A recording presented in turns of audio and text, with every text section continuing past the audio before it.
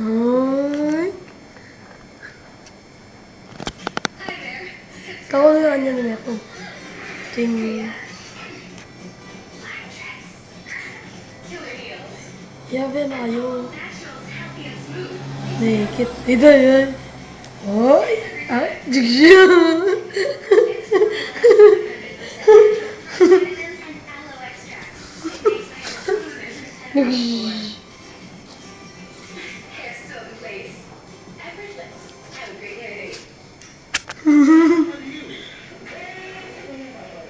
Shake.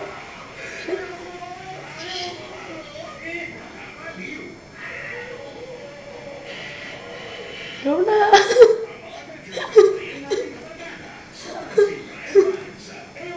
Nawalag lang.